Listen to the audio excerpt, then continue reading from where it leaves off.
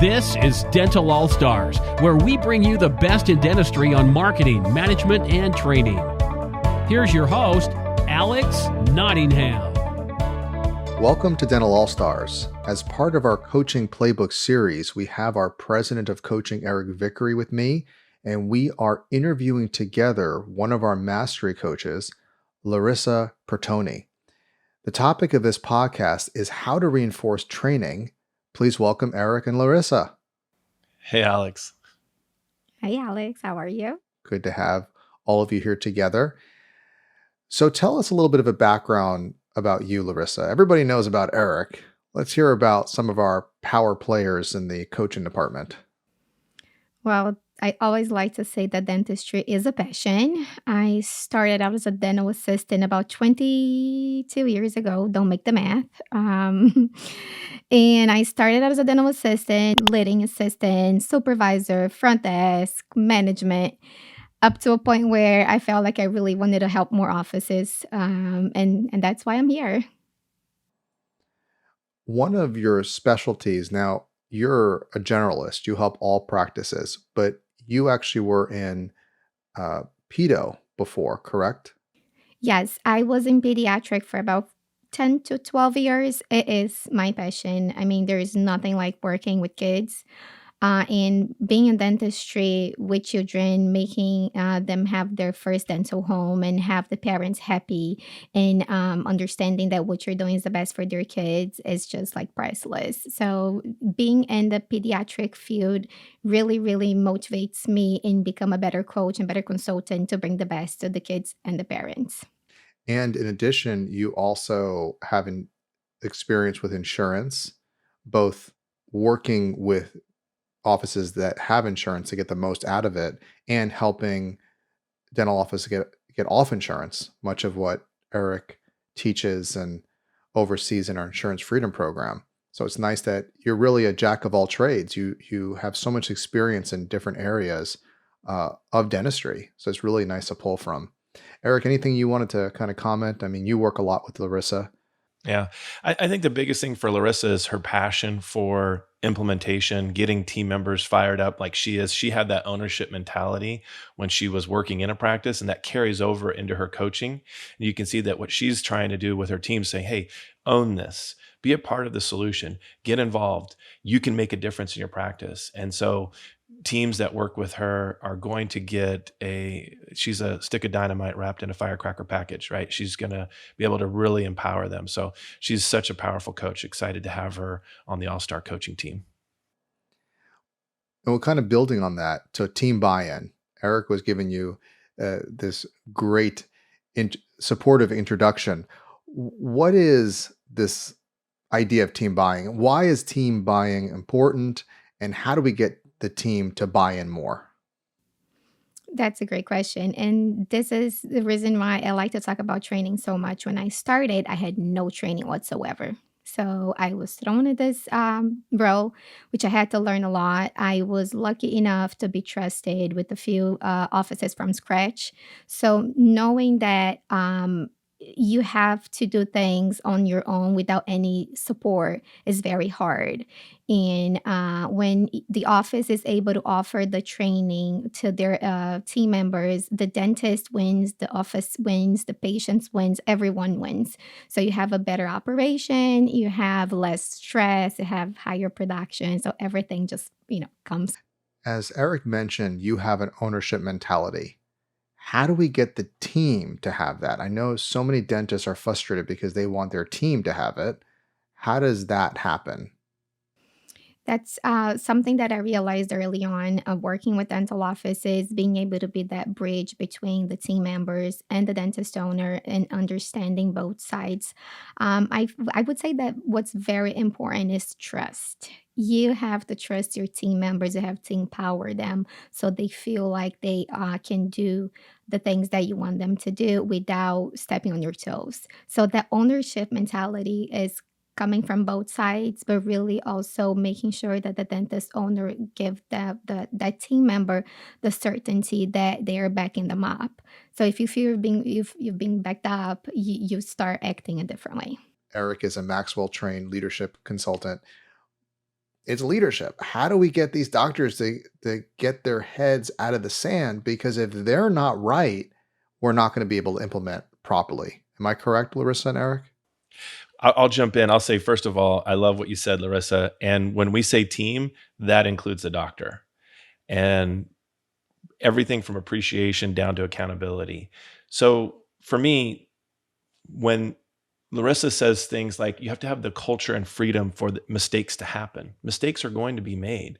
But if I'm so afraid to make mistakes, I won't engage. I won't create an ownership mentality because I'm just going to stay out of the fear of consequence. And simultaneously with that, the doctor also has to be a leader in that culture development and say, look, mistakes are going to happen. I don't expect perfection, but I do expect the pursuit of excellence. And we're going to fail forward, as Maxwell says. We're going to celebrate our mistakes. We're going to talk about them, and we're going to encourage through them. That's the only way growth can happen. You cannot stay where you are and expect to grow. Both of you worked in an office. You see the dentist as a consultant and as a employee. Larissa, kind of build on that. Yeah, if you are just running, putting fires out, you're never growing. So you have to prepare so you're not always putting those fires out. And preparing is training. Maybe for the dentist, maybe for the team members. We have to remember that dentistry can be chaotic. It could be overwhelming. It's always busy. There is never time for anything. But if we stick to that, there is never time for anything. And trust me, like you said, I've been in it. I do it every time I'm training in office. I tell them, I sat at that same chair you're sitting. I know what you're going through. So I can tell you that this also works if you put it into action.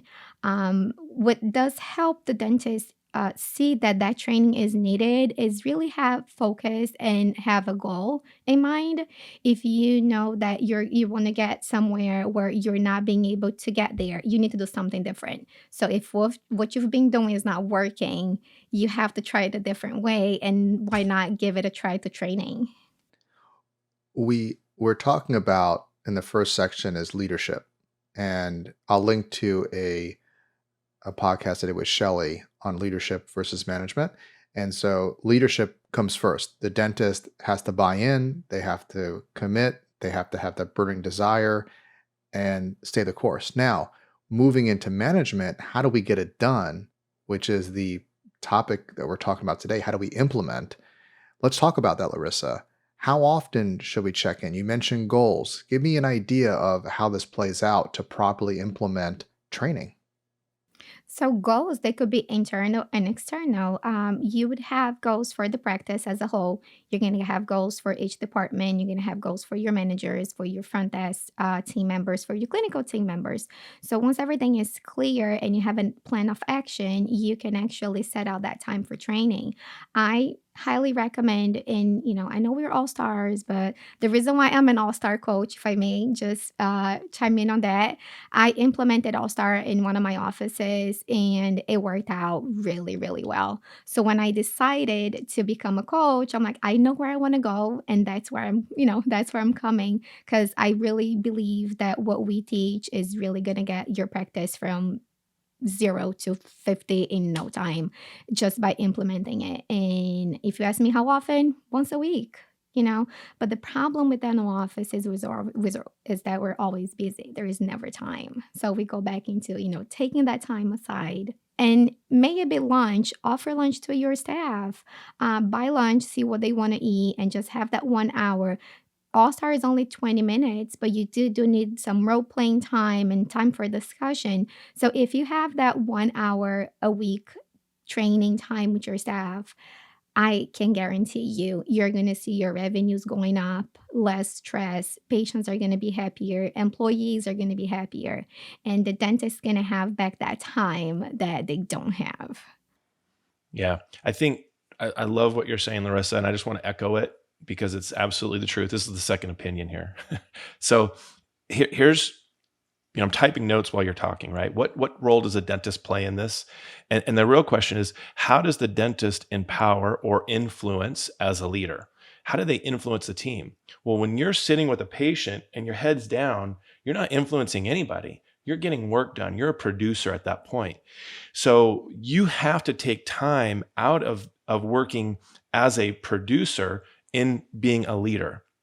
The only way you can influence someone is to be in a relationship with them. And the only way to be in a relationship with someone is to be in communication with them. So the communication standpoint of what you're doing has to be effective. So Robin is amazing at talking about this, the stay interview. We call them one-on-ones. Having one-on-one conversation with each one of your team members, at least monthly for 15 minutes. We have an agenda for that. And what do you talk about in that? You build rapport, you build relationship, right? You engage them. Sound familiar? And you create accountability. And that emotional deposit allows you to make emotional withdrawals when you do instant accountability when things get out of sorts. You have to, as a leader, you have to have this relationship strong enough where I can come to Larissa and say, hey, Larissa, this is what I'm seeing. How can I support you in improving in this area? That's the communication has to happen. And I can have that with her because we're in a relationship. The other option is just to bury your head in the sand or in the patient's mouth and ignore it and hope it all gets better. And that typically doesn't work well. You mentioned Firecracker earlier, Eric, and what I love about what Larissa does is the offices that she works with, she brings in a lot of people that she consults with before doing All-Star, and she gets them on the program. One of the best coaches at doing it because she believes in it so much. And it's also reassuring listening to you because there are different aspects of coaching. I would say like 3 tiers. One is leadership, which is so you know what you're looking to do. You're clear on your outcome, you overcome your self-limiting beliefs. And then you move into KPI coaching where you know the numbers so you can say, where am I bleeding money? We talk about in our webinars, and I'll put a link on the show notes with dental practice excellence, broken appointments, phone skills, etc. And then the team implementation.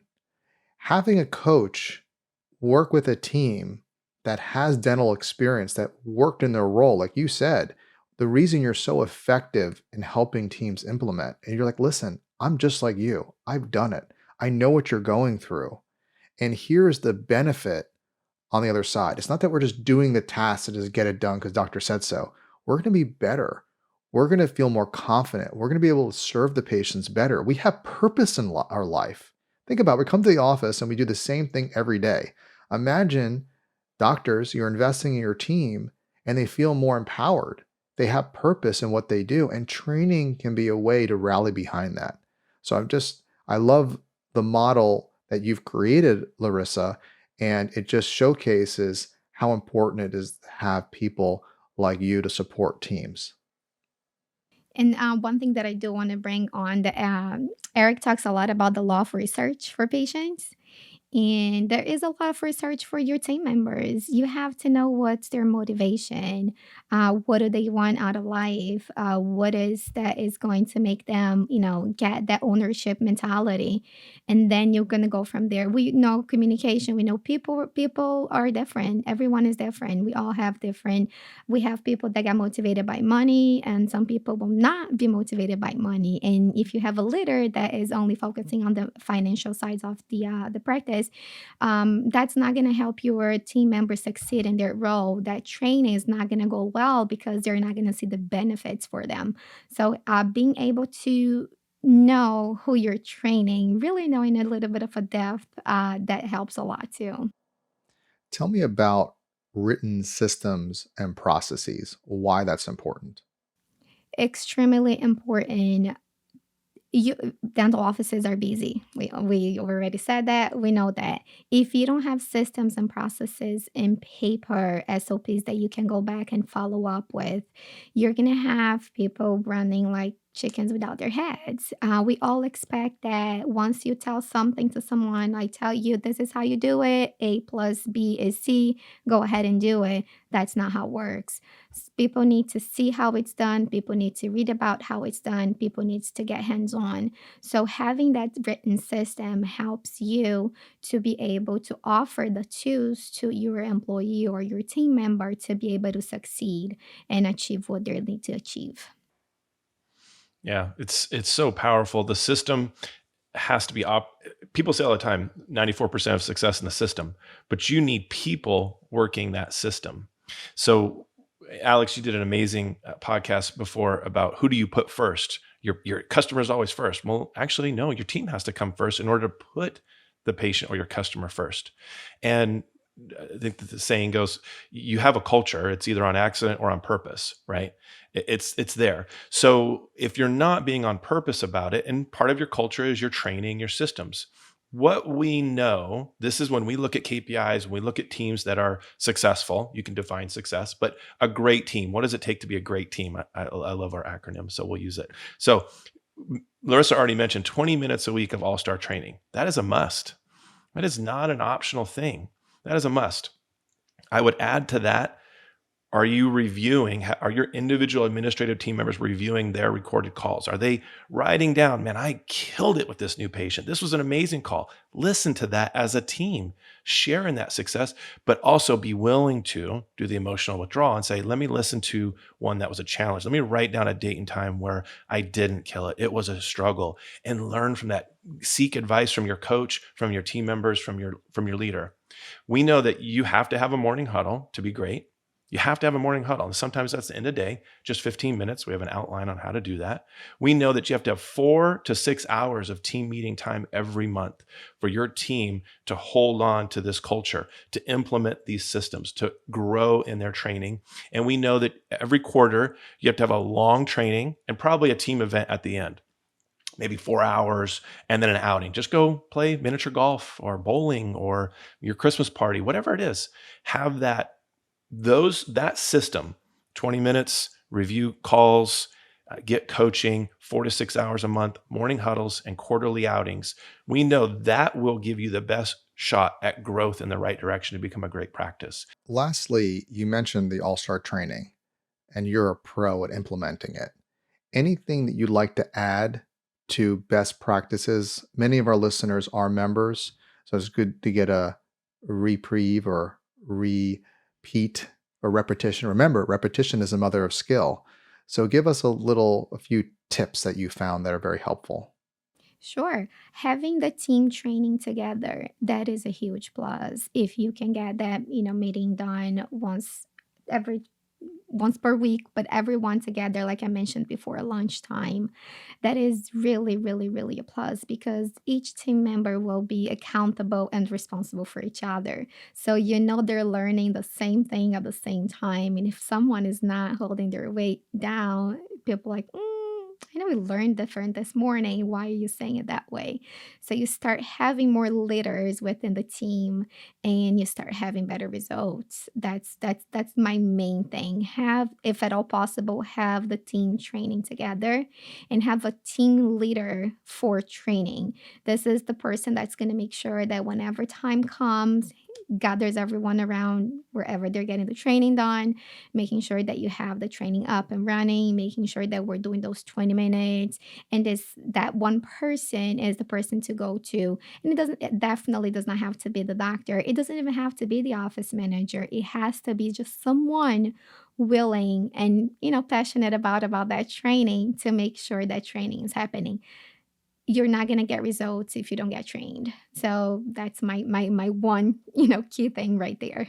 Yeah, I couldn't agree more, Larissa. And when you have a topic that you're covering with your team, as coaches, we insist that you have a lead person of that topic. So for example, if we're having a team meeting in a coaching session and great call process is the topic we're covering, then we're going to have someone volunteer to be the lead of that topic moving forward. So at next month's coaching session, I'm going to check in with that team member and say, how are we doing in implementing the great call process, Betty?